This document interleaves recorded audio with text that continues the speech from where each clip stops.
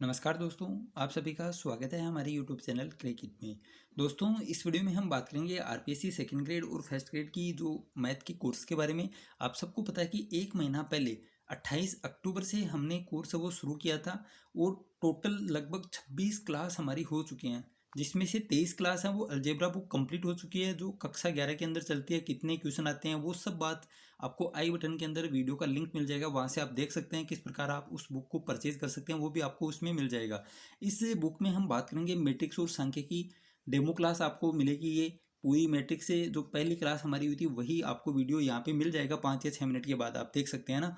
और एकदम सुनने से सीखर तक, आप सुनने का मतलब ये है कि एकदम बेसिक से, आप इससे बेसिक का वो कुछ हो नहीं सकता। एकदम अच्छी तरीके से परिभाषाएं, उसके बाद हमने क्वेश्चन किए हैं और वही क्वेश्चन एज ए टीज आपको आपके एग्जाम में देखने को मिल जाएंगे। और जो क्वेश्चन आए हुए हैं 2016 और 2018, क्योंकि इससे पहले 2013 का पेपर भी आप देख सकते हैं, लेकिन 2011 में बहुत ही इजी क्वेश्चन है वो आपको देखने को मिलेंगे। तो वो पेपर आपको नहीं देखना है ना। 2013 है, 2016 है, 2018 है, इसके अलावा संस्कृत डिपार्टमेंट में भी एक वैकेंसी है वो हुई थी। तो ये 3-4 पेपर आप देख सकते हैं और उसी प्रकार का पेपर 2021 में आने के पूरी पूरी चांसेस हैं। तो आपके लिए एकदम सुनने से है। और शीघ्रता का मतलब ये है कि मान लीजिए पहले तो कोई कंसेप्ट है शायद ऐसा है नहीं जो इन बुक में नहीं हो, फिर भी जो कंसेप्ट रह गया है वो मैं आपको एसआर सैनी से करवा दूंगा ना, एसआर सैनी से करवा दूंगा। तो आपको लगभग 80% क्वेश्चन जो हम पढ़ रहे हैं उसमें से मिल जाएंगे।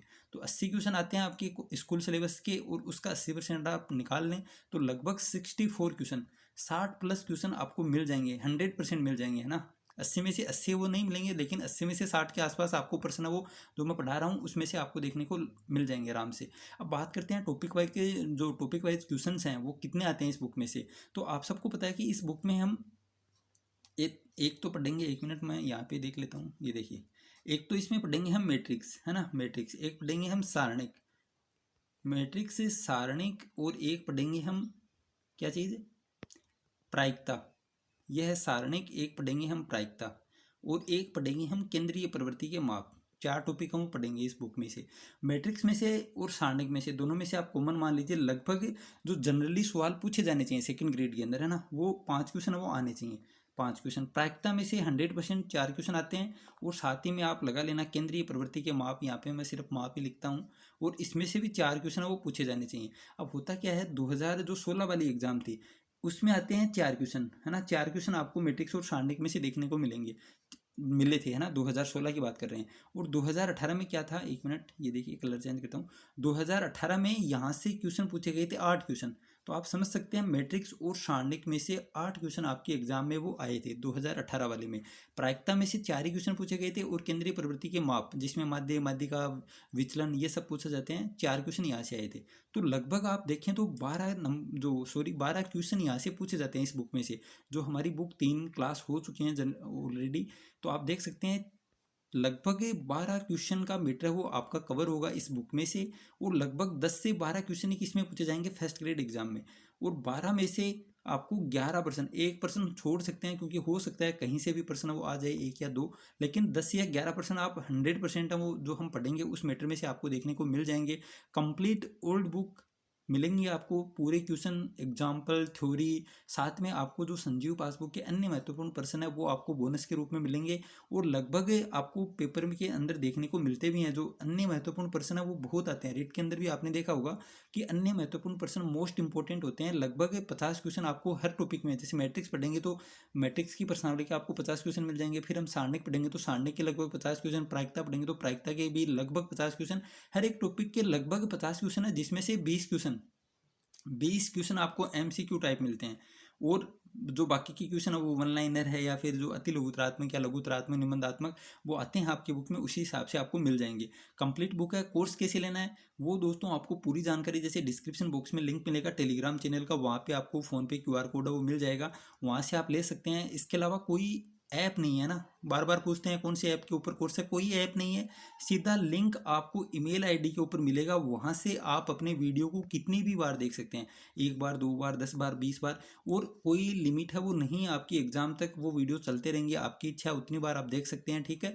तो लिंक मिलेगा, ऐप नहीं है, किसी भी ऐप के ऊपर कोर्स नहीं है, सीधा आपको लिंक वो सेंड किया जाएगा ईमेल आईडी के ऊपर, वहाँ से आप वीडियो है वो देख सकते हैं। यूट्यूब के ऊपर सीधा जाएगा लिंक और वहाँ से वीडियो वो चल जाएगा, कितनी भी बार देख सकते हैं। प्रैक्टिस के लिए क्या है, टेलीग्राम के ऊपर हमारा एक ग्रुप बना रखा है, जिसने कोर्स लिया है उन सबका ग्रुप है। वहाँ पे आपको जो क्वेश्चंस हैं वो सेंड किए जाते हैं और उनके आंसर वो भी सेंड किए जाते हैं, क्योंकि हर एक क्वेश्चन और उसकी बात है वो शायद वीडियो के माध्यम से नहीं कर सकते। तो जनरली जिस मेथड का क्वेश्चन होता है, मान लीजिए एक मेथड के 10 क्वेश्चन है, तो एक या दो जो उसमें बहुत शानदार तरीके से शॉर्ट ट्रिक के साथ जो बता सकते हैं, वो 1 या 2 या 3% हम करा देंगे। बाकी के 6 या 7 या 8% वो आपको प्रैक्टिस के लिए टेलीग्राम ग्रुप पर सेंड कर दिए जाएंगे और उसके आंसर सेंड कर दिए जाएंगे, तो वहाँ से आप देख के साथ। हाँ, तो अब बात करते हैं फीस की। तो मैट्रिक्स और सारणिक अगर आपको बुक लेनी है तो अभी 500 रुपये में आप जुड़ सकते हैं, इसको ज्वाइन कर सकते हैं। जैसे ही बुक कंप्लीट हो जाएगी उसके बाद फीस है वो बढ़ जाएगी। अगर आपको पूरा कोर्स लेना है तो उसकी फ़ीस है वो अभी 3,499 रुपये है, जिसमें आपको कंप्लीट स्कूल वाला जो 80% आते हैं, फर्स्ट ग्रेड के अंदर जो 55 क्वेश्चन आते हैं, उसका पूरा सिलेबस है वो प्रोवाइड करवाया जाएगा लगभग 15 मार्च के आसपास, है ना। 15 मार्च तक आपको कंप्लीट कोर्स है वो दे दिया जाएगा। 3499 अभी प्राइस है ना।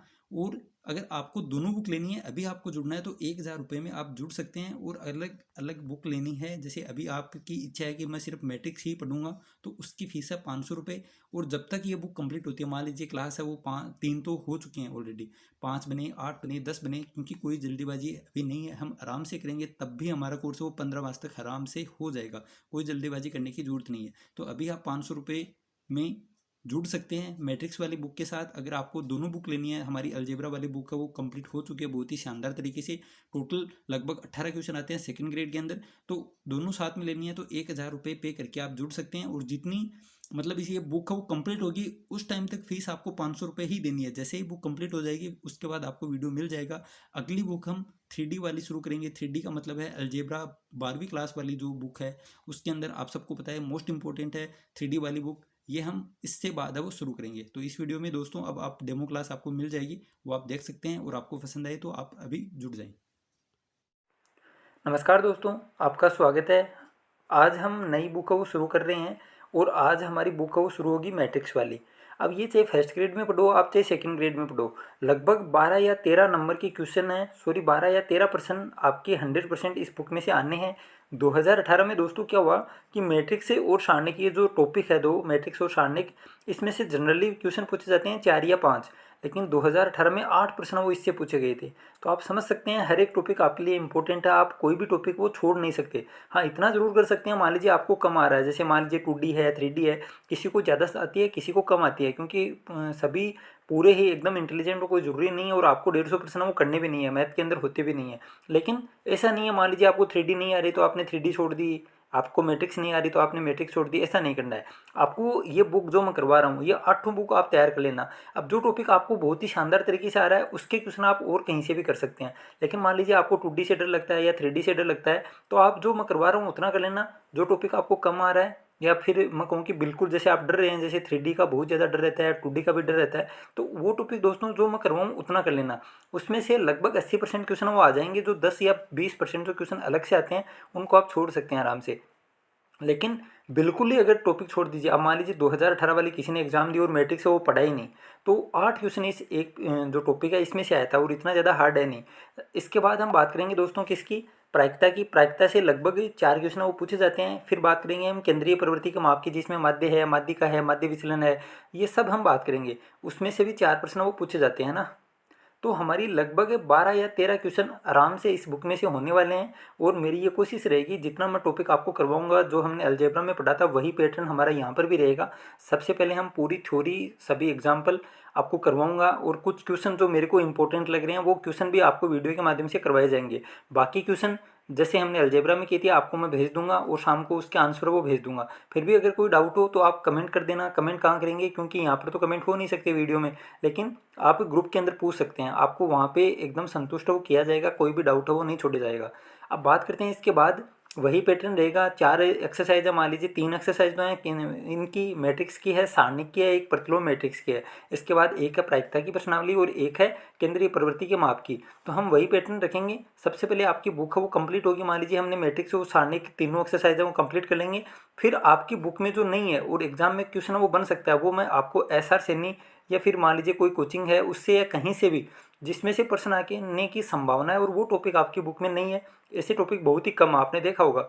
हमने लगभग द्विघात है वो पढ़ी है, द्विपद प्रमेय भी पढ़ी है, क्रमचय संचय है, समुच्चय है, लगभग ये चीज़ें हैं लेकिन कुछ नहीं है टॉपिक एक आध। तो वो मैं आपको लास्ट वीडियो में करवा दूंगा, तो आपको टेंशन नहीं लेनी है। जितना मैं करवा रहा हूँ उतना आप कर लेंगे तो आराम से आप ये समझ लीजिए 80% आपका कवर हो जाएगा सेकंड ग्रेड के अंदर।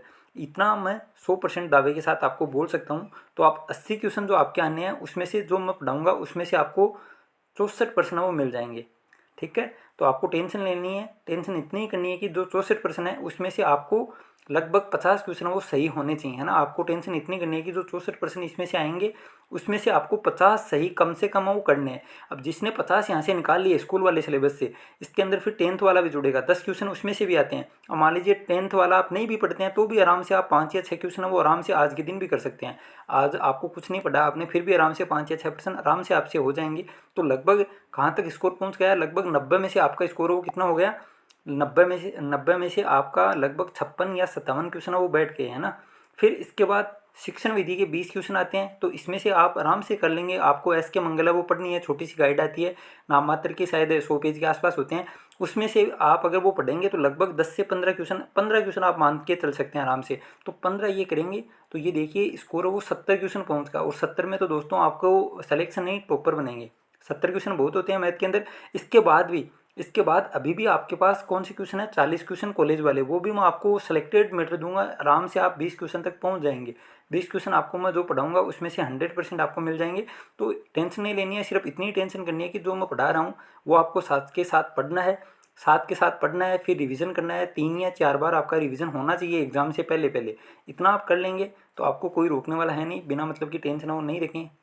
अब बात करते हैं दोस्तों आज के हमारे टॉपिक की, मैट्रिक्स की। बहुत ही मतलब सरल टॉपिक है, एकदम से बहुत सरल है। और आपके लगभग हर क्वेश्चन जो आएगा इसमें से वो आराम से सही हो जाएगा। तो सबसे पहले आप सबको पता है कि मैट्रिक्स की कोटि है वो क्या होती है, मैट्रिक्स का जो ऑर्डर है, पंक्ति है, स्तंभ है, इसके बारे में हम थोड़ी सी जानकारी वो ले लेते हैं ताकि आपको जो रिकॉल है वो हो जाए। अब बात करते हैं सबसे पहले मैट्रिक्स को। आप सबको पता है कि जनरली हम इसी कोष्टक के द्वारा लिखते हैं, लेकिन ऐसा कोई कहीं पर लिखा हुआ नहीं है कि मान लीजिए आपने यही कोष्टक को मैट्रिक्स के लगाना है। आपकी इच्छा है तो आप ऐसे भी लगा सकते हैं, आपकी इच्छा है तो आप छोटा कोष्टक है वो भी लगा सकते हैं, आपकी इच्छा है तो आप मझला कोष्टक भी लगा सकते हैं। मतलब आपकी इच्छा है, आप कुछ भी लगा सकते हैं। ऐसा नहीं है कहीं पर लिखा हुआ कि मैट्रिक्स को सदा इसे जो बड़ा वाला कोष्टक है इसके अंदर ही लिखना है, ऐसा नहीं है ना। इसके अलावा हम बात करें जो यहाँ पे ये एलिमेंट है वो लिखे जाएंगे अवयव इस तरह।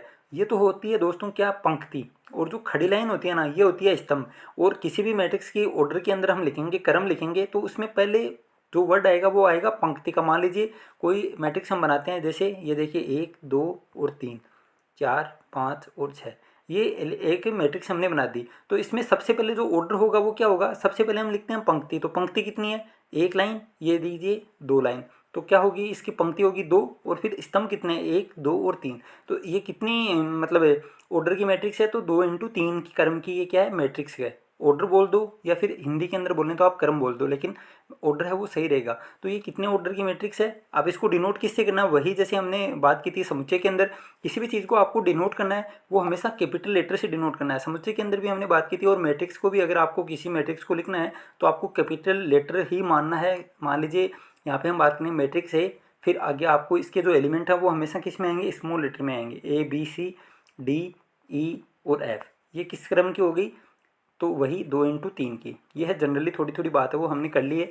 अब देख सकते हैं आप, पंक्ति और स्तंभों में किसी सुनिश्चित क्रम में व्यवस्थित संख्याएं जो आयताकार व्यू है में लिखी हूँ मैट्रिक्स क्या अव्यय है कहलाती है। तो दोस्तों ये हिंदी में नाम है। अब इसको मतलब पढ़ लेना। और अगर कोई वर्ड आपको ध्यान में नहीं है, मान लीजिए आप एग्जाम दे रहे हैं और आपको अव्यय है वो लिखा है और आपको पता नहीं है यार ये क्या आ गया, क्योंकि हमने तो पढ़ा ही नहीं है। जनरली हम क्या नाम लेते हैं, मैट्रिक्स ही लेते हैं। तो आपको इंग्लिश वाला वर्जन वो साथ में मिलेगा, वहाँ पे देख लेना, आपको मैट्रिक्स है वो मिल जाएगा। ठीक है, तो ज़्यादा टेंशन नहीं करनी है। अव्यय है किसको कहते हैं, मैट्रिक्स का ही हिंदी के नाम है वो है अव्यय है। ठीक है, अब बात करते हैं आगे। ये देख सकते हैं आप, मैट्रिक्स को किसी भी कोष्टक में बंद करके लिखा जा सकता है। साफ साफ आपकी बुक के अंदर लिखा हुआ है, लेकिन फिर भी क्या है, लगभग जनरली हम पढ़ते हैं तो लगभग इसी कोष्टक के अंदर पढ़ते हैं, क्योंकि बुक के अंदर सभी जो मैट्रिक्स हैं वो लगभग इसी कोष्टक के अंदर बंद करते हैं। तो ऐसा प्रश्न मतलब पूछा जा सकता है, एकदम नॉर्मल प्रश्न है, लेकिन अगर आएगा तो लगभग क्या करके आएंगे, यही करके आएंगे, क्योंकि लगभग हम पढ़ते हैं क्या, यही तो पढ़ते हैं। और कितना छोटा क्वेश्चन है, मतलब मैं कहूँ अगर ऐसा प्रश्न एग्जाम के अंदर आ जाएगा तो 1% का भी सही नहीं होगा। लगभग सभी का गलत होगा। इसमें एक ऑप्शन बना दे उपरोक्त सभी तरीके से हम प्रदर्शित कर सकते हैं मैट्रिक्स को, तो लगभग सभी क्या करके आएंगे, ऑप्शन बी नंबर सही है। तो ये गलत है ना दोस्तों, क्योंकि मैट्रिक्स में साफ साफ आपके बुक के अंदर लिखा है कि किसी भी कोष्टक के अंदर आप बंद करके मैट्रिक्स को लिख सकते हैं, चाहे छोटा कोष्टक हो, चाहे इस प्रकार हो, चाहे बड़ा कोष्टक हो, चाहे मंझला कोष्टक हो, कैसे भी आप लिख सकते हैं। फिर मैट्रिक्स का क्रम, आज हम मैट्रिक्स की परिभाषा की भी बात करेंगे, 7-8 प्रकार की जो मैट्रिक्स होती है उनकी बात करेंगे, और समान मैट्रिक्स है, ये छोटे छोटे जो टॉपिक हैं वही आज इंक्लूड हुए हैं इस वीडियो के अंदर। और ऐसे ही प्रश्न पूछे जाते हैं, प्रश्न मैं आपको जरूर भेज दूंगा, जैसे ही हमारा टॉपिक होगा आपको एग्जाम में आए हुए प्रश्न वो मिल जाएंगे, ठीक है। अब बात करते हैं मैट्रिक्स का क्रम, तो वही ये देखिए A11, A12, A13, AI1J, A1N। अब ये क्या है, वन क्या है, वन है दोस्तों पंक्ति को। अब यहाँ पे A11 का मतलब क्या हुआ है कि पहली पंक्ति का और पहले ही स्तंभ का ये पहला एलिमेंट है। मतलब यहाँ पे जो वर्ड लिखा जाएगा, जो भी अवयव यहाँ पे आएगा, एलिमेंट आएगा, तत्व आएगा, कुछ भी आप बोल सकते हैं। A11 इसका ऑर्डर है क्या, A11, इसका है A12, इसका है A13, इसका है A1J, इसका है A1N। फिर ये सेकंड पंक्ति होगी, तो पंक्ति को हम पहले लिखते हैं, हमने ऊपरी बात की थी, ये देखिए m गुणा n है, तो पहले क्या है, m क्या है, पंक्ति है, और n क्या है, स्तंभ है। m तो यहाँ पे रो को डिनोट वो करता है, पंक्ति को डिनोट करता है। ये देखिए एक रो जो लाइन आती है ना, जैसे आपकी जो रजिस्टर है, जो भी रफ कॉपी आप जो यूज़ कर रहे हैं उसमें ये लाइन है ना, इसको क्या बोलते हैं, रो ही तो बोलते हैं। तो ये इस साइड जो लंबी है ये तो क्या हो गई, रो हो गई, और ये है स्तंभ, खंबा, आपको पता होगा। ये देखिए ये है स्तंभ। तो m गुणा n क्रम की क्या है, मैट्रिक्स है, तो पहले क्या लिखा जाएगा, पंक्ति लिखी जाएगी। तो ये देखिए सभी जो अवयव हैं वो कौन सी पंक्ति के हैं, पहली पंक्ति के हैं। तो ये देखिए A11 है, A12 है, A13 है, A1J है, A1N है। इसी प्रकार ये मतलब जो सेकंड लाइन है, सेकंड पंक्ति है, तो ये देखिए A21 एलिमेंट है, A22 है, A23 है, A2J है, A2N है। इसी प्रकार ये MV पंक्ति है, M1, M2, M3, MJ और MN। इसी प्रकार ये क्या हो जाएगा, ये स्तंभ पहला है, ये स्तंभ दूसरा है, ये स्तंभ तीसरा है, ये स्तंभ जेवा है, और ये स्तंभ है एनवा। तो ये कौन सी मैट्रिक्स हो गई, इसका आप एक क्रम लिखेंगे तो क्या लिखेंगे, ऑर्डर, ऑर्डर भी बोल सकते हैं, या फिर आप क्रम भी बोल सकते हैं हिंदी के अंदर, और इंग्लिश में होता है ऑर्डर। तो ऑर्डर के अंदर जो पहला आएगा यहाँ पे वो क्या आएगा, पंक्ति को डिनोट करेगा। तो कितनी पंक्तियाँ हैं इसके अंदर, ये देखिए m पंक्तियाँ टोटल, तो m आ गया। और कितने स्तंभ है, तो लास्ट स्तंभ आप देख सकते हैं क्या है, n है। तो ये देखिए m गुणा n क्रम की क्या है, ये मैट्रिक्स है। इस प्रकार आप लिख सकते हैं, ठीक है। और मैट्रिक्स को शॉर्ट में आप कैसे लिखेंगे, ये देखिए AIJ m गुणा n। अब i की जगह क्या है, i का मान क्या आएगा, i का मान है 1 के बराबर या 1 से बड़ा है, और कहाँ तक जाएगा, m तक जाएगा, क्योंकि m पंक्तियाँ टोटल। तो i का मान m के बराबर है या m से छोटा है। ये देखिए ये तो है कौन सा, आई है। और इसी प्रकार हम जे को लिखेंगे, तो जे को कैसे लिखेंगे, तो जे का क्रम क्या है, ये देखिए जे है पहला, जो जे किसको डिनोट कर रहा है, यहाँ पे देखेंगे तो स्तंभ को डिनोट कर रहा है। तो स्तंभ का मान है 1 से तो क्या है, बड़ा है या बराबर है, और n तक जा रहा है। तो जे का मान कहाँ तक है, n से छोटा है या बराबर है। इस प्रकार आप लिख सकते हैं, ठीक है। ये शॉर्टकट में लिखना है, इस प्रकार मैट्रिक्स है वो शॉर्टकट में भी लिख सकते हैं। ये देखिए आई का मान कहाँ तक है, 1 से तो बड़ा है और m से छोटा है। इसी प्रकार जे का मान 1 से बड़ा है और n से छोटा है। अब बात करते हैं, एक दो एग्जाम्पल आपकी बुक के अंदर दे रखे हैं, छोटे छोटे एग्जाम्पल हैं, लेकिन ये छोटी छोटी चीज़ें पढ़ेंगे तो फिर जो हार्ड क्वेश्चन आएंगे वो भी आपको इजी लगेंगे। अब कोचिंग में और इससे जो आपने कोर्स लिया है इसके अंदर फ़र्क इतना ही है, कोचिंग के अंदर चीज़ तो शून्य से शुरू होती है। अब आपको कोचिंग के अंदर अगर आपने किया तो आपको पता होगा ये चीज़ तो बताई जाएगी, लेकिन फिर इसके ऊपर क्वेश्चन नहीं बताए जाएंगे। कोचिंग में क्या होता है, 0 से शुरुआत होती है, फिर 1 के ऊपर जाया जाता है, फिर ये 10 के गुणा के अंदर चलता है, फिर 1 से 10 आता है, 10 से 100 आता है, बस 100 के ऊपर कोर्स है वो कंप्लीट हो जाएगा। लेकिन इस कोर्स के अंदर आपकी बुक के अंदर क्या है, 0 से 1 आएगा, 1 से 2 आएगा, 2 से 3 आएगा, 3 से 4 आएगा। मतलब कोई चीज़ है वो छोड़ी नहीं गई है, एकदम बेसिक से शुरू और बेसिक से आपको 100 तक वो पहुंचाया गया है। बस यही फ़र्क है यहाँ पर और वहाँ पर। यहाँ पे आपको हर चीज़ है वो समझ में आ जाएगी, कोई भी डाउट है वो नहीं रहेगा।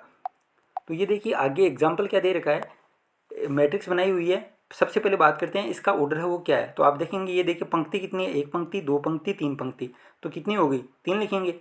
इनटू स्तंभ कितने हैं, 1 स्तंभ, 2 स्तंभ, 3 स्तंभ। तो ये तो मेरे हिसाब से आपको समझ में आ गया होगा कि किसी भी मैट्रिक्स का मान लीजिए अगर आपको ऑर्डर वो पूछ ले तो आप आराम से बता देंगे। तो इसका ऑर्डर वो क्या लिखेंगे आप, 3 इंटू 3, 3 इंटू 3 क्रम में क्या हो गई, ये मैट्रिक्स हो गई। अब इसके अवयव है ना वो आपसे पूछे गए हैं। एक अवयव तो आपको बताना है A12, एक बताना है A31, एक बताना है A23, एक बताना आपको A32। तो सबसे पहले बात करते हैं A12 की।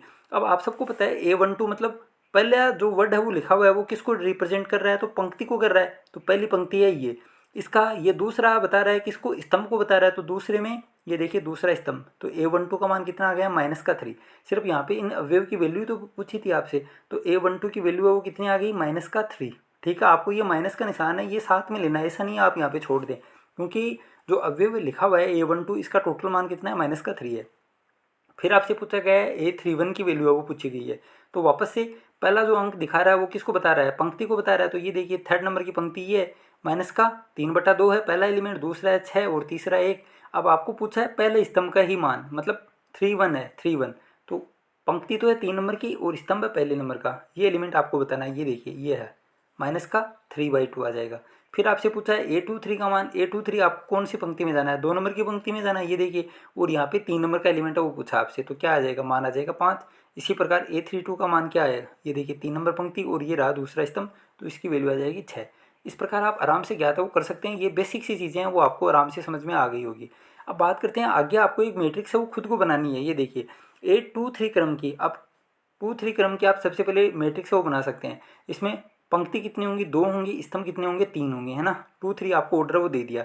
फिर आपको AIJ 2 गुना 3 लिखिए, जिसमें से अवयव AIJ बराबर ये आपको बताया कि I + 2J ये है। अब I की शुरुआत कहाँ से करेंगे, I की शुरुआत करेंगे 1 से, तो हमेशा बराबर या बड़ा, पहले आप 1 लिखेंगे, फिर 2 लिखेंगे, फिर 3 लिखेंगे, और J की वैल्यू इसी प्रकार 1 लिखेंगे, 2 लिखेंगे, 3 लिखेंगे, है ना। लेकिन आई की वैल्यू 3 नहीं आएगी, क्यों नहीं आएगी, क्योंकि आपको पंक्तियाँ वो 2 ही लेनी है, तो आई का मान 2 तक ही आएगा, क्योंकि आपको बाउंडेशन वो दे दी कि आई का मान वो 2 × 3 क्रम की बनानी है। तो आपको आई का मान वो 2 तक ही लेना है और जे का मान आपको 3 तक लेना है। अब इसके अंदर मान आप रखते जाए AIJ। अब पहला एलिमेंट निकालेंगे तो क्या लिखेंगे, जे की जगह भी 1 लिखेंगे, क्योंकि ये क्या होती है A11 ही तो होता है, और ये आगे वाला एलिमेंट है वो क्या होता है A12 होता है, ये आगे वाला A13 होता है। फिर यहाँ पे आ जाएगा A21, यहाँ पे आ जाएगा A22 और यहाँ पे आ जाएगा A23। अब इसमें आई और जे की वैल्यू सबसे पहले 1 1 लिख कर ये एलिमेंट आ जाएगा, फिर 1 और 2 लिख कर ये एलिमेंट आ जाएगा। इसमें अंदर आपको मानव रखना है और ये मैट्रिक्स आपको खुद बनानी है, ठीक है। फिर बात करते हैं मैट्रिक्स के प्रकार की। अब जैसे पंक्ति मैट्रिक्स है, समान मैट्रिक्स है, वर्ग मैट्रिक्स है, त्रिभुजाकार मैट्रिक्स है, वर्ग मैट्रिक्स है। इंपॉर्टेंट है, आपके आगे बहुत काम आएगा। और एक क्वेश्चन है वो आराम से मैं कहूँगा कि 100% आपसे एक क्वेश्चन है वो मैट्रिक्स के प्रकार के बारे में पूछा गया, ठीक है। तो आपको ध्यान से देखना है और ये सब परिभाषा आपके याद होनी चाहिए, समझनी होनी चाहिए, ठीक है। तो मैट्रिक्स का प्रकार है, सबसे पहले है पंक्ति मैट्रिक्स। ऐसी मैट्रिक्स जिसमें केवल एक पंक्ति हो उसे पंक्ति मैट्रिक्स कहते हैं। मतलब क्या है, अब मान लीजिए आपके पास कोई जो मैट्रिक्स है वो बना दी, 2 × 3 क्रम की बना दी, तो इसको अगर आपको पंक्ति मैट्रिक्स के अंदर बनाना है तो फिर क्या करेंगे आप, स्तंभ तो कितने भी हो सकते हैं, मतलब n स्तंभ भी हो सकते हैं, लेकिन पंक्ति है ना, लाइन है वो एक ही होनी चाहिए। तो ये होती है पंक्ति मैट्रिक्स। और स्तंभ मैट्रिक्स में इसका उल्टा हो जाएगा, वहाँ पे पंक्ति तो कितनी भी हो सकती हैं, 1 2 3 4 5 n पंक्ति हो सकती हैं, लेकिन स्तंभ क्या है वो एक ही होना चाहिए। तो वो क्या हो जाएगी, स्तंभ मैट्रिक्स हो जाएगी। एग्जाम्पल आप देख सकते हैं, ये देखिए जो मैट्रिक्स ये बना रखी है क्या है, -1 0 2। अब इसमें पंक्ति कितनी है, एक ही तो है, और स्तंभ कितने हैं, 3 है, क्योंकि एक ये रहा, एक ये रहा, एक ये रहा। तो 1 × 3 की ये क्या हो गई, मैट्रिक्स हो गई। और आगे आप एक देख सकते हैं, एक खुद बना सकते हैं, A11 A12 A1n, ये क्या कौन से क्रम की है, तो A × n क्रम की ये क्या है, मैट्रिक्स है। ये आपसे पूछा जा सकता है दोस्तों, है ना, इंपॉर्टेंट है, यहाँ से प्रश्न वो बनेगा। फिर आगे आता है स्तंभ मैट्रिक्स। तो इसकी हमने बात कर ली है कि ऐसी मैट्रिक्स जिसमें केवल एक स्तंभ हो। आप देख सकते हैं, ये देखिए यहाँ पे पंक्ति कितनी है, 1 पंक्ति है, 2 पंक्ति है, 3 पंक्ति है, लेकिन स्तंभ क्या है, एक ही तो है। तो ये कौन से क्रम की होगी, 3 × 1। अब यहाँ पे आपको मतलब उलझ सकते हैं, आपको उलझना नहीं है। अब यहाँ पे आपको ऑर्डर हो पहले किसको लिखना है, हमेशा पहले है ये पंक्ति, तो पंक्ति कितनी है, 3 है, और ऑर्डर कितना है, एक ही तो है। तो ये कौन से क्रम की होगी, 3 × 1 क्रम की क्या है, मैट्रिक्स है। इसी प्रकार आप ये देख सकते हैं, इसमें n स्तंभ है और पंक्ति कितनी है, n है। ये देखिए 1 पंक्ति, 2 पंक्ति, 3 है, ये n भी पंक्ति है ना। तो n × 1 क्रम की क्या है, ये स्तंभ मैट्रिक्स है, क्योंकि स्तंभ है वो एक ही है। फिर बात करते हैं शून्य मैट्रिक्स की। तो ये भी इंपॉर्टेंट है दोस्तों, शून्य है, फिर वर्ग मैट्रिक्स आएगा। इंपॉर्टेंट चीज़ें हैं, पूरा आज का थ्योरेटिकल प्रोसेस ही है, एकदम से पूरा थ्योरेटिकल पार्ट ही है ना।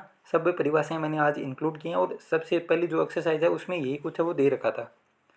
शून्य मैट्रिक्स में क्या होता है, ऐसी मैट्रिक्स जिसका प्रत्येक अवयव शून्य हो, शून्य मैट्रिक्स कहलाता है, और इसे बड़े शून्य से व्यक्त करते हैं। जिस प्रकार व्यक्त करते हैं, मतलब आप समझ गए होंगे, जिस प्रकार हम ऊपर डिनोट कर रहे थे, ए जो मैट्रिक्स है उसके अंदर एलिमेंट मान लीजिए 2 × 3 क्रम की ये मैट्रिक्स थी, उसी प्रकार जो शून्य मैट्रिक्स है ना, इसको रिप्रेजेंट किससे करते हैं, एक बड़ा सा शून्य लिखते हैं ना, इससे इसको रिप्रेजेंट वो किया जाता है। और अंदर सभी अवयव क्या होंगे, 0 ही तो होंगे, क्योंकि ऐसी मैट्रिक्स जिसका प्रत्येक अवयव शून्य हो वह शून्य मैट्रिक्स कहलाती है। तो ये 0 0 0 आप लगा देना, कितने भी उतने ही क्रम की क्या हो जाएगी, मैट्रिक्स हो जाएगी। तो इसमें कितनी पंक्तियाँ, 2 पंक्तियाँ, तो 2, स्तंभ कितने हैं, 1 2 3, तो 2 × 3 की क्या है ये मैट्रिक्स है। कौन सी मैट्रिक्स है, सभी एलिमेंट शून्य है तो शून्य मैट्रिक्स होगी फिर। तो ये तो है 2x3 की, और ये हो जाएगी 2x2 क्रम की, ठीक है। तो ये सब चीज़ें आपको ध्यान में रखनी चाहिए। फिर आता है इंपॉर्टेंट पार्ट, वर्ग मैट्रिक्स। ये आज का ये समझ लो वर्ग मैट्रिक्स है वो इंपॉर्टेंट पार्ट है, सबसे इंपॉर्टेंट है, यहाँ से प्रश्न वो सबसे ज़्यादा पूछे जाते हैं। इसको आप मोस्ट इंपॉर्टेंट है वो लगा लेना, अपने नोट्स बनाओ उसके अंदर। स्क्वायर मैट्रिक्स है वो क्या होती है, वह मैट्रिक्स जिसमें पंक्तियों व स्तंभों की संख्या समान हो, अर्थात AIJ M × N में M = N हो, तो वह मैट्रिक्स है वो वर्ग मैट्रिक्स कहलाती है। इसका मतलब क्या है, मान लीजिए आपके पास जो जितनी पंक्ति होंगी उतने ही स्तंभ होने चाहिए। अब 1 1 1 2 2 2 या कुछ भी एलिमेंट आप लिख लीजिए अपने हिसाब से, मैं सिर्फ आपको समझा रहा हूँ। तो मतलब जितनी पंक्ति होंगी ना, यहाँ पे आप 3 पंक्ति देख रहे हैं तो 3 स्तंभ आपको देखने को मिलेंगे। अब मान लीजिए कि 2 पंक्ति हैं सिर्फ, तो 2 ही स्तंभ होंगे फिर। ये देखिए 2x2 क्रम की ये क्या हो जाएगी, अब बराबर पंक्तियाँ बराबर जो मतलब स्तंभ है, तो कौन सी होगी ये मैट्रिक्स, वर्ग मैट्रिक्स होगी। अब जिसमें 4 पंक्ति होंगी उसके अंदर 4 स्तंभ हो जाएंगे, तो वो भी क्या हो जाएगी फिर 4x4 क्रम की क्या हो जाएगी, मैट्रिक्स हो जाएगी। तो मतलब समझ गए होंगे, M का मान है वो N के बराबर होना चाहिए, और अंदर एलिमेंट कैसे भी हो सकते हैं। मान लीजिए अगर चारों शून्य आ गए, अब सभी डाउट है वो मैं आपके ख़त्म करता चलूँगा अभी साथ में। मान लीजिए यहाँ पे सभी एलिमेंटों में शून्य आ जाए, ये देखिए 3x3 की हम क्या बनाते हैं, शून्य मैट्रिक्स बनाते हैं, तो क्या ये भी वर्ग मैट्रिक्स है। अब सबके मन में एक डाउट ये बनता है ना, तो ये दोस्तों वर्ग मैट्रिक्स भी है साथ में, क्योंकि ये 3x3 क्रम क्या, वर्ग मैट्रिक्स की परिभाषा सिर्फ इतनी है कि पंक्ति का मान है ना उतने ही स्तंभ होने चाहिए। ये देखिए M = N होना चाहिए इसके अंदर, तो 3x3 है, मतलब ये क्या है, वर्ग मैट्रिक्स है, और सभी एलिमेंट क्या है, शून्य है, तो ये क्या हो जाएगी, शून्य मैट्रिक्स भी हो जाएगी। ये सब चीज़ें आपको मतलब हर डाउट जो बन सकता है वो मैं आपका दूर करता चलूँगा साथ ही साथ। फिर आप नीचे एग्जाम्पल वो देख सकते हैं, ये देखिए 2x2 क्रम की एक वर्ग मैट्रिक्स, स्क्वायर मैट्रिक्स बोलेंगे आप। ये देखिए 3x3 की, और नीचे आप देख सकते हैं ये देखिए ये है 4x4 क्रम की। अब इसके अंदर एक चीज़ और बनती है, आप एक तो बनता है इसके अंदर मुख्य विकर्ण, एक बनता है पश्च विकर्ण बोल सकते हैं आप इसको, या जो मुख्य विकर्ण बनता है उसको आप अग्रक विकर्ण भी बोल सकते हैं। ये देखिए 1 मिनट, ये देखिए है ना। अब ये है दोस्तों जो मुख्य विकर्ण बनता है ना उसका नाम क्या है, अग्रक विकर्ण भी आप इसको बोल सकते हैं। तो अग्रक विकर्ण के जो एलिमेंट होंगे वो कौन से होंगे, A11 होगा, फिर A22 होगा, फिर A33 होगा, फिर A44 होगा, मतलब I = J होंगे ना, वो सब एलिमेंट किसके होंगे, मुख्य विकर्ण के होंगे किसी भी मैट्रिक्स के अंदर। अब यहाँ पे क्या है 4x4 क्रम की है, तो पहले 1 = 1 A11 A22 A33 A44, ये सब एलिमेंट हैं वो किसके हैं, मुख्य विकर्ण के हैं। आप इस प्रकार एक विकर्ण है वो बना लेना। मैट्रिक्स के अंदर आपको 2 विकर्ण मिलेंगे, ये देखिए एक तो ये रहा और एक ये रहा, तो ये इसके जो एलिमेंट हैं वो तो किसके हैं, मुख्य विकर्ण के हैं, या फिर इसको अग्रक विकर्ण भी बोलते हैं। और इसके जो एलिमेंट हैं वो किसके हैं, पश्च विकर्ण के हैं। इसके अलावा एक और क्वेश्चन है वो बनता है, यहाँ से क्वेश्चन पूछा भी गया आपके एग्जाम में, जो मुख्य विकर्ण के जो एलिमेंट है ना इन सब का योग मैट्रिक्स का ट्रेस कहलाता है। मैट्रिक्स का क्या कहलाता है, ट्रेस। ये याद रखना, आप पूरा नोट्स है वो लिखा हुआ है, आपको सब कुछ मिल जाएगा। आपको खुद देख देख के नोट्स वो बनाने हैं, एक बार वीडियो आप समझें फिर आप नोट्स बनाएं, क्योंकि खुद से हाथ से आप पेन चलाएंगे तभी आपके मैथ है वो समझ में आएगी ज़्यादा।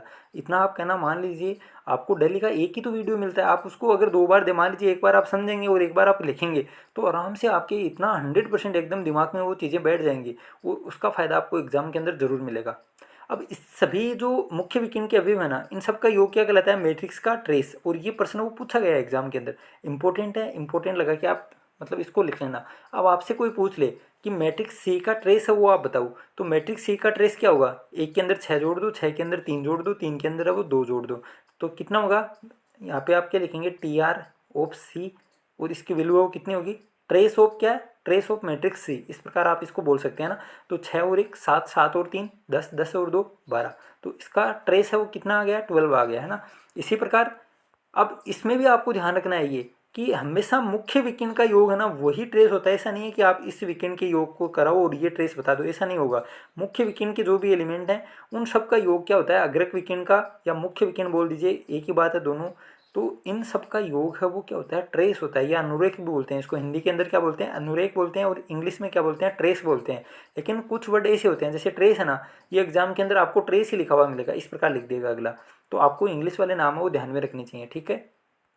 अब आपको ऊपर पूछ ले, मान लीजिए अब मैं आपसे पूछ रहा हूँ कि ट्रेस ऑफ ए आपको बताना है, तो कितना होगा, ये आप अपने मन के अंदर कर लीजिए, या फिर वीडियो है वो प्यूज कर सकते हैं, लेकिन मैं आपको मान बता दूं। तो ये है इसका मुख्य विकर्ण, तो 7 + 1 ट्रेस ऑफ ए क्या हो गया, 8 हो गया। इसी प्रकार आपसे पूछ ले कि ट्रेस ऑफ बी बताओ आप, ये आपसे प्रश्न बन गया कि ट्रेस ऑफ बी आपको बताना है, तो फिर क्या होगा, यह है इसका मुख्य विकेंड। इन सब के जो अवयव हैं उन सब का योग कर दीजिए, तो 6 और 2 8, 8 में 1 जोड़ेंगे तो क्या आ जाएगा, 9 आ जाएगा। तो ट्रेस ऑफ बी की वैल्यू है वो कितनी आएगी, 9 आएगी। तो ये आप लिख लेना, ये देख सकते हैं आप नीचे नोट लगा के मैंने नोट्स के अंदर लिखा है, और आप भी नोट लगा के लिख लेना। अच्छा क्वेश्चन बनता है और आपकी बुक के अंदर दे रखा है, और ये क्वेश्चन आया हुआ है, आप देख सकते हैं। मैं आपके क्वेश्चन वो भेज दूंगा। ये प्रश्न वो आया हुआ है, मैट्रिक्स का ट्रेस। ये देखिए, मैट्रिक्स का ट्रेस या अनुरेख इसको हिंदी में बोलते हैं, लेकिन आपको इंग्लिश वाला नाम है वो ध्यान में रखना है। मैट्रिक्स का ट्रेस या अनुरेख, मुख्य विकिरण के अवयवों के योग को मैट्रिक्स का अनुरेख कहते हैं। Trace of A, trace of B, trace of C, ये सब आपको वैल्यू मैंने ऊपर बता दी है, यहाँ पे लिख लेना। और अपनी लैंग्वेज के अंदर जैसे यहाँ पर भी आप लिख सकते हैं नोट लगा के, ये इन सब अवयवों का योग है वो क्या कहलाता है, ट्रेस कहलाता है। ठीक है, इसके अलावा आप इस प्रकार भी याद कर सकते हैं कि मुख्य विकिरण के अवयव होते हैं कौन कौन से हैं। मुख्य अवयव, जो मुख्य विकिरण के अवयव कौन कौन से होते हैं, यहाँ पे क्या आता है, A11 में तो आता है। फिर यहाँ पे क्या आएगा, ये 2 नंबर की पंक्ति है और 2 नंबर स्तंभ है तो A22। फिर यहाँ पे क्या आएगा, ये 3 नंबर पंक्ति है और 3 नंबर स्तंभ है, A33। और यहाँ पर क्या आएगा, A 4 नंबर पंक्ति है और इंटू क्या आएगा, 4 ही तो आएगा, क्यों, 4 नंबर स्तंभ है। तो मतलब जो A11 है, A112 है, तो आप शॉर्टकट में क्या लिख सकते हैं, AIJ, जहाँ पे I बराबर है क्या है, J के है। तो इन सब का योग वो क्या होता है, ट्रेस होता है। मतलब कोई भी प्रकार से एग्जामिनर प्रश्न वो पूछ सकता है, आपको हर एक तरीका मैंने बता दिया है। फिर हम बात करते हैं किसकी, विकर्ण मैट्रिक्स की। अब क्वेश्चन बनने यहाँ से शुरू हो गए दोस्तों। यहाँ पे मतलब किसी भी लैंग्वेज के अंदर प्रश्न वो बन सकता है, क्या विकर्ण मैट्रिक्स से वर्ग मैट्रिक्स होती है, क्या विकर्ण मैट्रिक्स शून्य मैट्रिक्स हो सकती है। तो किसी भी प्रकार आपको उलझाने के लिए कोई भी ऑप्शन वो बना सकता है। आपको हर एक ऑप्शन के लिए तैयार रहना है, बार बार रिविजन करें, वीडियो देखिए। मैं हर एक चीज़ आपको एकदम आसान भाषा के अंदर समझाने की कोशिश करूँगा। तो विकर्ण मैट्रिक्स इंग्लिश के नाम क्या है, डायगोनल मैट्रिक्स, तो वह वर्ग मैट्रिक्स। अब सबसे पहले वर्ग मैट्रिक्स नाम आते ही आपके जो मतलब दिमाग के अंदर ये चीज़ है वो आ जानी चाहिए कि जो भी m गुना n होगी उसमें m का मान किसके बराबर होगा, n के बराबर होगा, m बराबर n। तो ये बात आपके दिमाग के अंदर आ जानी चाहिए। ठीक है, वह वर्ग मैट्रिक्स जिसमें मुख्य विकिरण के अतिरिक्त सभी अवयव शून्य हो, परंतु इसका अर्थ यह नहीं है कि मुख्य विकिरण का कोई अवयव शून्य नहीं हो सकता। अब इसको थोड़ा सा समझिए आप, है ना। इसमें क्या बोल रहा है कि वह वर्ग मैट्रिक्स। अब वर्ग मैट्रिक्स सबसे पहले हम 2x2 क्रम की वर्ग मैट्रिक्स वो बनाते हैं। ये देखिए 2x2 क्रम की मैट्रिक्स वो बनाते हैं, 2 2 2 2। ठीक है, ये 2 गुना 2 क्रम की वर्ग मैट्रिक्स है वो बन गई है। अब इसमें क्या बोल रहा है, विकिरण मैट्रिक्स से क्या होती है, मुख्य विकिरण के अतिरिक्त सभी अवयव शून्य होने चाहिए। अब मुख्य विकिरण के अतिरिक्त सभी अवयव शून्य होने चाहिए, मतलब ये है 2 2 और ये इसके अतिरिक्त अवयव हैं, तो ये दोनों क्या होने चाहिए, शून्य होने चाहिए। परंतु इसका अर्थ यह नहीं है कि मुख्य विकिरण का कोई अवयव शून्य नहीं हो सकता। मतलब ये भी क्या है, विकिरण मैट्रिक्स है, लेकिन जो 0 0 हमने शून्य मैट्रिक्स बोली थी, ये देखिए 2 4 शून्य आपने लगा दिए, ये 2x2 क्रम की क्या है, शून्य मैट्रिक्स है। तो ये भी क्या होती है, एक विकिरण मैट्रिक्स होती है। ये चीज़ आपको ध्यान रख लेना दोस्तों। ऐसा प्रश्न वो बन सकता है, क्या एक विकिरण मैट्रिक्स है वो क्या हो सकती है, शून्य मैट्रिक्स है वो हो सकती है या नहीं हो सकती। इस प्रकार के कथन देखिए आपको उलझाने की कोशिश है वो करेगा। तो आप अपने नोट्स बनाएं खुद, और आपको हर एक चीज़, मान लीजिए जो यहाँ पे नहीं लिखी हुई है फिर भी आपको लगता है कि हाँ मैं जो बोल रहा हूँ वो उसमें से प्रश्न वो बन सकता है, तो आपको लिखना है। ठीक है, अपनी लैंग्वेज के अंदर। अब यहाँ पे क्या बोल रहा है, ये देखिए वह वर्ग मैट्रिक्स जिसमें मुख्य विकिरण के अतिरिक्त सभी अवयव शून्य होने चाहिए। तो इसकी बाउंडेशन तो सिर्फ इतनी ही है कि वर्ग मैट्रिक्स है ना, सॉरी ये डायगोनल मैट्रिक्स है ना, इसके अंदर मुख्य विकिरण के जो भी अवयव आएंगे, दो, ये 2x2 क्रम की हम बना रहे हैं तो 2 ही मुख्य विकिरण हुई, तो इसके अतिरिक्त जो एलिमेंट है वो इसके शून्य होने चाहिए। लेकिन इसकी परिभाषा के अंदर ये भी है साथ में कि ये भी शून्य हो सकते हैं। ऐसा नहीं है कि मान लीजिए ये अशून्य हो, हमेशा 2 3 4 5 इस प्रकार संख्या में हो, ये शून्य भी हो सकते हैं। तब भी क्या है, ये विकिरण मैट्रिक्स है, तो आप इसको विकिरण मैट्रिक्स भी बोल सकते हैं। और सभी एलिमेंट शून्य है तो आप इसको क्या बोल सकते हैं, शून्य मैट्रिक्स भी बोल सकते हैं। ठीक है, तो ये दोनों चीज़ें आपको ध्यान में रखनी है। तो विकिरण मैट्रिक्स में हमेशा सभी अवयवों शून्य होने चाहिए, कौन से, मुख्य विकिरण के अलावा। लेकिन मुख्य विकिरण के अवयव भी साथ साथ में शून्य हो सकते हैं। और इसके अलावा हमने क्या बात की थी, ये देखिए वर्ग मैट्रिक्स की बात की, ये तो m बराबर n। और इसके बाद हमने बात की ली डायगोनल मैट्रिक्स की। और इसके आप उदाहरण देखिए, मैंने सब एग्जाम्पल वो ले लिया, आपकी बुक के अंदर इतने नहीं थे, लेकिन मैंने सोचा कोई भी डाउट हो वो उससे पहले क्लियर हो जाए। तो ये भी क्या है, डायगोनल मैट्रिक्स है। क्यों है, क्योंकि आप देख सकते हैं मुख्य विकिरण के जो सभी अवयव हैं, इसके अलावा आप जो एलिमेंट देखेंगे वो सभी क्या है, शून्य ही तो है। इसके अलावा आप ये देख सकते हैं मैट्रिक्स ऑफ बी, इसमें भी जो मुख्य विकिरण के अलावा अवयव हैं, ये देखिए A12, ये देखिए A21, दोनों शून्य हैं। तो ये भी क्या है, विकिन मैट्रिक्स है, और ये भी क्या है, विकिन मैट्रिक्स है। और ये देखिए 3 गुना 3 क्रम की क्या है, ये शून्य मैट्रिक्स है। लेकिन इसकी परिभाषा जो विकिन मैट्रिक्स की परिभाषा थी कि मुख्य विकिन के अलावा सभी एलिमेंट हैं वो शून्य होने चाहिए, तो इसमें भी तो शून्य है, तो ये भी क्या है, डायगोनल मैट्रिक्स है। और ये तो है ही है, यहाँ पर तो आप देख सकते हैं ये भी क्या है, शून्य ही तो है मुख्य विकिन के अलावा। तो ये सब चीज़ें आपको पता होनी चाहिए। अब इसमें एग्जामिनर वो कैसे उलझाएगा, क्या शून्य मैट्रिक्स है वो क्या हो सकती है, इकाई में जो सॉरी डायगोनल मैट्रिक्स हो सकती है या फिर नहीं हो सकती है। तो मैंने आपको बता दिया, शून्य मैट्रिक्स में भी क्या होता है, वर्ग मैट्रिक्स होता है हमेशा। ये देखिए शून्य मैट्रिक्स की परिभाषा आप देखिए, ऐसी मैट्रिक्स जिसमें प्रत्येक अवयव शून्य हो तो हमेशा शून्य मैट्रिक्स है ना। ये देखिए अब एग्जामिनर कैसे बनाएगा कि शून्य मैट्रिक्स है वो क्या हो सकती है, डायगोनल मैट्रिक्स हो सकती है या नहीं हो सकती। तो आप में से कई जने बोलेंगे हाँ हो सकती है, और कई बोलेगा नहीं हो सकती। अब जो मेरे से पढ़ रहा है वो तो बोलेगा नहीं हो सकती, क्योंकि शून्य मैट्रिक्स तो ये भी है, 2 गुना 3 क्रम की है। लेकिन और डायगोनल मैट्रिक्स है वो क्या होती है, हमेशा m बराबर n होती है, क्योंकि उसके अंदर एक जो परिभाषा हमने पढ़ी है उसमें सबसे पहले लिखा था एसी वर्ग मैट्रिक्स। और वर्ग मैट्रिक्स की परिभाषा हमने मतलब समझ ली है, हमेशा क्या होता है m बराबर n होता है। लेकिन शून्य मैट्रिक्स तो ये भी है जिसका क्रम क्या है, 2 गुना 3 है, तो ये क्या नहीं हो सकती, डायगोनल मैट्रिक्स है वो नहीं हो सकती। लेकिन डायगोनल मैट्रिक्स है वो क्या हो सकती है, शून्य मैट्रिक्स है वो हो सकती है। ये देखिए आप एग्जाम्पल देखेंगे तो अपने आप समझ जाएंगे। ये देखिए ये क्या है, शून्य मैट्रिक्स तो है और साथ साथ में क्या है, डायगोनल मैट्रिक्स भी है। तो मतलब एग्जामिनर कैसा भी प्रश्न बना के सब कुछ पढ़ा होने के बाद भी आपको उलझा सकता है। तो इन उलझनों को आपको दूर करना है, और उलझन दूर तभी होंगी जब आप 2 या 3 बार रिवीजन करेंगे, है ना। ऐसा नहीं होगी कि आपने आज पढ़ लिया फिर आपने 1 महीने संभाला नहीं, ऐसा नहीं होगा।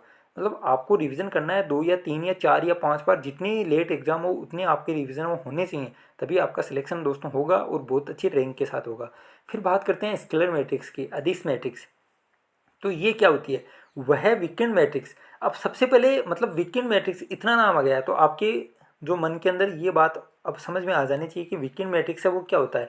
अब वीकेंड मैट्रिक्स हमने ऊपर ही पढ़ा है, डायगोनल मैट्रिक्स। उसके अंदर उसकी परिभाषा वो क्या थी कि वह मैट्रिक्स जिसमें मुख्य वीकेंड के अतिरिक्त कोई भी जो एलिमेंट है वो क्या होता है, हमेशा शून्य होता है। ये परिभाषा किसकी है, वीकेंड मैट्रिक्स की ये है परिभाषा। मान लीजिए ये एलिमेंट आप कुछ भी मान सकते हैं, ये 3 गुना 3 क्रम की क्या बन गई, क्या बन गई, वीकेंड मैट्रिक्स बन गई, या फिर इंग्लिश में बोलते हैं इसको डायगोनल मैट्रिक्स, जिसमें मुख्य वीकेंड के सभी अवयव समान हो। अब अदिश मैट्रिक्स क्या बोल रहा है कि जिसमें मुख्य वीकेंड के जो अवयव हैं वो क्या हो, समान हो। तो आप देख सकते हैं ये देखिए मैट्रिक्स हो पे, इसमें क्या है, सभी एलिमेंट ये शून्य है, मतलब क्या है, वीकेंड मैट्रिक्स है। और ये वीकेंड मैट्रिक्स से जो मुख्य वीकेंड के सभी अवयव हैं वो क्या होंगे, बराबर होने चाहिए, मतलब 4 4 हो गया, -1 हो गया।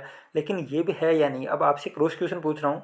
ये एक शून्य मैट्रिक्स वाला मैं आपको एकदम मुद्दा सुलझा के समझा के मानूंगा। ये है 3 गुना 3 क्रम की क्या है, शून्य मैट्रिक्स बना रहा हूँ मैं, है ना।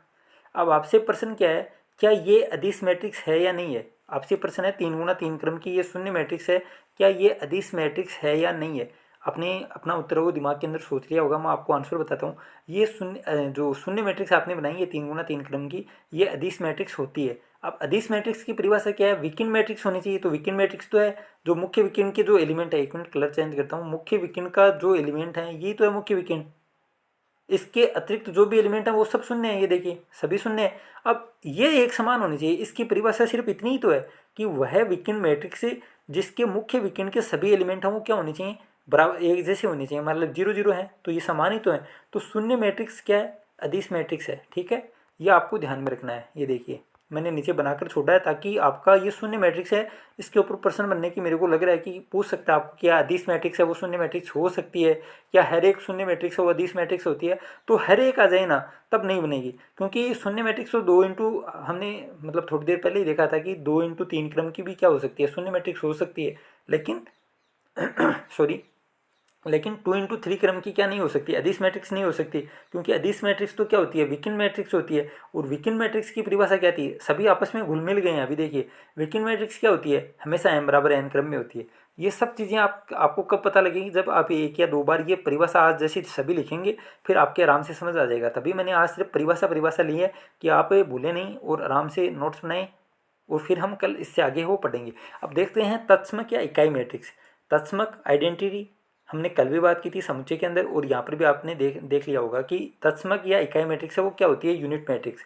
ऐसा वीकेंड मैट्रिक्स, अब ये देखिए, अब इस बार मतलब मैट्रिक्स नहीं आ रहा है, वीकेंड मैट्रिक्स आ रहा है। तो वीकेंड मैट्रिक्स नाम आते ही आपके मन के अंदर पूरी चीज़ है वो क्लियर हो जानी चाहिए कि वीकेंड मैट्रिक्स है, डायगोनल मैट्रिक्स है वो क्या होती है, डायगोनल मैट्रिक्स के जो मुख्य विकर्ण है इसके अतिरिक्त सभी एलिमेंट हैं वो क्या होते हैं, शून्य होते हैं। तो ये देखिए आप बना लेना इस प्रकार। अब मैंने इतनी बार बना दिया, शायद अब तो आपकी याद है वो हो गया होगा। मुख्य विकर्ण का प्रत्येक अवयव वो इकाई हो। अब वहाँ पर तो क्या था, इससे ऊपर अदिश मैट्रिक्स के अंदर तो क्या था कि मुख्य विकर्ण का प्रत्येक अवयव वो समान होना चाहिए। अब वो 0 0 भी हो सकता था, वो पूरे टोटल है वो मान लीजिए 5 5 भी हो सकते थे, हो सकता है वो -1 -1 -1 भी हो सकते हो। लेकिन यहाँ पे बाउंडेशन आपकी क्या दे दी तत्सम क्या इकाई मैट्रिक्स में कि मुख्य विकर्ण का प्रत्येक अवयव हमेशा एक ही होना चाहिए, एक ही।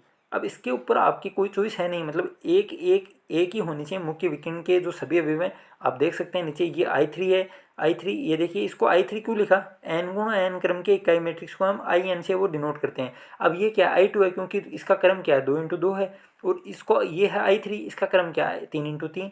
अब मान लीजिए आपको I4 है वो पूछ ले, उसका क्रम वो क्या होगा, आइडेंटिटी जो मैट्रिक्स है आपको ये बोल दे एग्जामिनर की I4 है ये किस क्रम की मैट्रिक्स होगी, तो फट से आपके दिमाग के अंदर आंसर आना चाहिए क्या होगा, क्रम 4 × 4 होगा। और इसका जो मुख्य विकर्ण है उसके सभी एलिमेंट क्या होंगे, एक एक होंगे, और बाकी के जो भी एलिमेंट है वो क्या होगा, 0 0 होगा। ठीक है, तो ये है इकाई मैट्रिक्स। अब हम बात करते हैं त्रिभुजाकार मैट्रिक्स, ट्राइंगुलर मैट्रिक्स। ये भी इंपॉर्टेंट है दोस्तों, इसमें से भी प्रश्न वो पूछा गया है। तो यहाँ पे बात करते हैं त्रिभुजाकार मैट्रिक्स है वो क्या होती है, ट्राइंगुलर मैट्रिक्स ऐसी वर्ग मैट्रिक्स जिसमें मुख्य विकर्ण के ऊपर के या फिर मुख्य विकर्ण के नीचे के एलिमेंट हम वो शून्य हो। मतलब मान लीजिए ये है मैट्रिक्स 1 2 3। अब या तो दोस्तों ये ऊपर वाले एलिमेंट है ना ये 0 होने चाहिए, या फिर ये नीचे वाले एलिमेंट है ना ये 0 होने चाहिए। वो ही क्या कहलाती है, त्रिभुजाकार मैट्रिक्स कहलाती है। मतलब एक त्रिभुज का निर्माण सा होगा। किस प्रकार होगा, ये देखिए ये है मैट्रिक्स 1 2 3। अब ये सभी 0 होंगे ना, तो ये देखिए त्रिभुज नहीं बन रहा क्या, ये देखिए ये सभी 0 है इस प्रकार। अब ये सभी 0 होंगे तो यहाँ पे ये देखिए त्रिभुज सा बन जाएगा, ये देखिए त्रिभुजाकार, इसका नाम क्या है, त्रिभुजाकार है। अब इसमें नाम जैसे ऊपरी त्रिभुजाकार है ना, जिसमें तो नीचे वाले 0 हो जाएंगे, और जो त्रिभुजाकार मैट्रिक्स है उसमें ऊपर वाले शून्य हो जाएंगे, तो नाम है वो उल्टा है। किस प्रकार है, ये देखिए आप नीचे देखेंगे, ये देखिए ऊपरी त्रिभुजाकार मैट्रिक्स। अब नाम से तो लग रहा है कि ऊपर वाले सभी क्या है 0 होने चाहिए, लेकिन इसका है उल्टा, नीचे वाले सभी 0 हैं, ऊपर वाले वर्ड हम लिखे हुए हैं।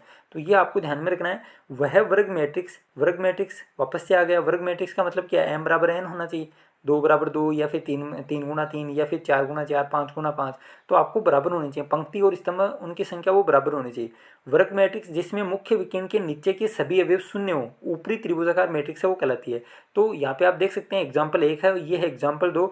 इसमें ये देखिए ऊपर के सभी एलिमेंट तो क्या है अलग अलग हैं, लेकिन नीचे वाले सभी एलिमेंट क्या है, शून्य है। मुख्य विकर्ण के नीचे के एलिमेंट क्या है, शून्य है। तो ये क्या हो जाएगी, ऊपरी त्रिभुजाकार मैट्रिक्स। ठीक है, नाम ध्यान में रखना, नीचे वाले शून्य है तो ऊपरी है, और ऊपर वाले शून्य होंगे तो उसका नाम क्या होगा, निम्न त्रिभुजाकार मैट्रिक्स। इसको आप नीचे देख सकते हैं, ये देखिए निम्न त्रिभुजाकार मैट्रिक्स वह वर्ग मैट्रिक्स जिसमें मुख्य विकर्ण के ऊपर के सारे वेव शून्य हो। ये देख सकते हैं आप, एग्जाम्पल मैंने 2 लिखे हैं। ये देखिए यहाँ पे ऊपर वाला एलिमेंट ये है मुख्य विकर्ण, और इसका ऊपर वाला एलिमेंट क्या है, शून्य।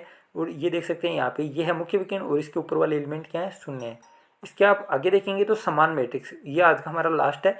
समान मैट्रिक्स या इक्वल मैट्रिक्स, एक ही क्रम वाली 2 मैट्रिक्स जिसके संगत अवयव भी बराबर हो, समान मैट्रिक्स कहलाती हैं। आप देख सकते हैं इसमें क्या बोल रहा है कि एक ही क्रम वाली, मतलब ऑर्डर है वो दोनों मैट्रिक्स का बराबर होना चाहिए। अब यहाँ पे कौन सा ऑर्डर है, पंक्ति कितनी है 2 है, और स्तंभ कितने हैं 3 है, तो ये भी क्या है 2 × 3, और ये भी क्या है 2 × 3। और इनके संगत अवयव, संगत एलिमेंट, ये देखिए संगत अवयव भी बराबर हो तो समान मैट्रिक्स कहलाती है। तो ये समान जो अवयव हैं ये भी इनकी जो मान है वो भी क्या होना चाहिए, बराबर होना चाहिए। अब आपसे कोई पूछ ले इस प्रश्न के अंदर कि B11 का मान है वो कितना है, तो 1 आएगा। B12 का मान कितना है, तो -1 आएगा। B13 का मान कितना है, तो 0 आएगा। B21 का मान कितना है, तो 2 आएगा। B22 का मान कितना है, तो 3 आएगा। और B23 का मान है वो -4 आएगा। ये क्यों आएगा, क्योंकि आप परिभाषा वो देखिए, समान मैट्रिक्स या इक्वल मैट्रिक्स एक ही क्रम वाली 2 मैट्रिक्स जिसके संगत अवयव वो क्या होनी चाहिए, बराबर होनी चाहिए, तो वो क्या कहलाती है, समान मैट्रिक्स कहलाती है। ठीक है, अब हम देखते हैं एग्जाम्पल के आंसर मैंने नहीं लिखे क्योंकि बहुत ही आसान है, और यहाँ पे हम कर सकते हैं आराम से मोबाइल पे, और बहुत ही जल्द आराम से हम ये समझ सकते हैं बहुत शानदार तरीके से हम, और आगे वाली आने वाली चीज़ें और भी शानदार तरीके से हम करेंगे। तो मैट्रिक्स ए का क्रम आपसे दे रखा है, क्या है 2 × 4। तो सबसे पहले आप बना लीजिए है ना इस प्रकार, 2 × 4 मतलब पंक्ति कितनी है, सिर्फ 2 है। इस प्रकार आप खींच लेना, 2 पंक्तियां, और स्तंभ कितने हैं 4। एक स्तंभ बना दिया, 2 बना दिया, 3 बना दिया, 4 बना दिया। और यहाँ पे क्या बोल रहा है, आर है ए की एक पंक्ति मैट्रिक्स है, आर कोई दूसरी मैट्रिक्स है। वो इस जो ए बराबर हमने जो मैट्रिक्स बनाई है इसकी एक क्या है, पंक्ति मैट्रिक्स है। ये होगी इसकी एक पंक्ति मैट्रिक्स है ना, और ये नीचे वाली बन गई मान लीजिए कोई दूसरी। ये तो क्या है, आर है, एक मिनट कलर वापस से चेंज करते हैं। ये ऊपर वाली पंक्ति से तो हमने आर बना दी और नीचे वाली पंक्ति से हमने क्या बना दी, टी नाम की कोई अलग मैट्रिक्स वो बना दी। फिर यहाँ पे पूछ रहा है मैट्रिक्स आर का क्रम आप लिखिए। तो मैट्रिक्स से आपने ए की जो पंक्ति है उससे बनाई है, तो पंक्ति क्या हो गई, 2 में से एक वो निकल गई, ये बन गई 1। अब जो स्तंभ है वो तो बराबर ही तो रहेंगे, यहाँ पे 1 स्तंभ, 2 स्तंभ, 3 स्तंभ, 4 स्तंभ, तो क्या होगा इसका जो क्रम है वो क्या होगा, मैट्रिक्स आर का 1 गुणा 4, ये इसका आंसर हो गया। ठीक है, समझ में आ गया होगा। समझ में नहीं आया तो वापस से थोड़ा सा पीछे कर लेना, आ जाएगा। फिर नीचे वाला जो क्वेश्चन है उस प्रकार का क्वेश्चन हमने कर लिया है। आप देख सकते हैं यहाँ पे 2 × 3 क्रम है, तो आई का मान 1 और 2 तक जाएगा, जे है वो 3 तक जाएगा। ठीक है, और आपको ये मैट्रिक्स वो बनानी है, एक ही मैट्रिक्स बनानी है, एक ही मैट्रिक्स बनानी है, दोनों आपसे आराम से हो जाएंगे। फिर है एक्स वाई व जेड के किन मानों के लिए मैट्रिक्स ए और बी समान मैट्रिक्स है। अब कितना आसान प्रश्न है, और ऐसा प्रश्न एग्जाम में आया हुआ है, आप देख सकते हैं एग्जाम में ये प्रश्न आए हुए हैं, मैं आपको भेज दूंगा। तो ये देखिए यहाँ पे x और किसके लिए, x + 2 का मान समान है तो किसके बराबर होगा, यहाँ पे आप देखेंगे तो 7 के बराबर होगा। तो x की वैल्यू क्या आ जाएगी, 7 में से 2 घट जाएंगे, मतलब 5 है वो इसकी वैल्यू आ जाएगी। इसी प्रकार y - 3 है वो किसके बराबर होगा, -2 के, तो y की वैल्यू वो कितनी आ जाएगी, 3 में से 2 घट जाएंगे तो क्या 1 आ जाएगा। तो इस प्रकार आप निकाल सकते हैं ना। इससे आगे वाला भी सेम टू सेम प्रश्न है, यहाँ पर भी आपको x, y, a और b का मान है वो पूछा गया, आप आराम से कर लेंगे। फिर आती है आपकी प्रश्नमाला, तो आप देख सकते हैं ये कौन सी मैट्रिक्स है। अब इसमें चक्कर में कैसे पढ़ेंगे, मान लीजिए यहाँ पे तो आंसर वो लगाए हुए थे बुक के अंदर, वरना बहुत बंदे हैं वो इसमें अदिश कर देंगे, बहुत बंदे हैं वो उसमें इकाई कर देंगे, विकीर्ण कर देंगे, मतलब कुछ भी कर सकते हैं। आप शून्य तो नहीं करेंगे क्योंकि सभी एलिमेंट हैं वो शून्य नहीं है, लेकिन चक्कर में डालने के लिए आप कई जने क्या करते हैं, सिर्फ इतना ही देखते हैं एक एक ही, और यार नीचे भी तो एक ही होगा फिर, है ना, और इकाई मैट्रिक्स वो कर देते हैं। यहाँ पे ऑप्शन ये अगर 1 नंबर पर होता ना कै में, तो फिर लगभग 90% स्टूडेंट है वो क्या करते हैं, इकाई मैट्रिक्स करते हैं, क्योंकि नीचे तक तो हम जाते ही नहीं है। नीचे तो हमारे मन के अंदर आराम से वो अजम्पशन हम कर लेते हैं कि हाँ नीचे तो यही होगा। तो इस प्रकार आपको नहीं सोचना है, और पूरे क्वेश्चन आपको करने हैं, एकदम बहुत ही आसान है। ये देखिए 4 × 4 क्रम की इकाई मैट्रिक्स आपको बनानी है। यहाँ पे आपको ए का मान वो पूछा है, दोनों मैट्रिक्स वो बराबर दे रखी हैं, तो आराम से आप निकाल लेंगे ना। किस प्रकार निकालेंगे, थोड़ा सा दिमाग आपको लगाना है, आराम से आपसे सभी क्वेश्चन हो जाएंगे। बहुत ही ईजी था आज वाला काम। कल हम मैट्रिक्स में संक्रियाएं देखेंगे, और कल से आप थोड़ा सा हार्ड वाला काम है वो शुरू हो जाएगा कल परसों, और ये हम कर लेंगे आराम से। बुक है ना, बहुत आसान बुक है, और हमारी कोशिश रहेगी जो 12 या 13 क्वेश्चन आए इसमें से वो हमारे एक भी वो गलत होना नहीं चाहिए। 10% की मैं गारंटी लेता हूँ दोस्तों, 1 या 2% हो सकता है कि और कहीं से पूछ ले, या मतलब नहीं है एग्जाम में ध्यान में, लेकिन 10% गारंटेड हम कर लेंगे सेकंड ग्रेड के।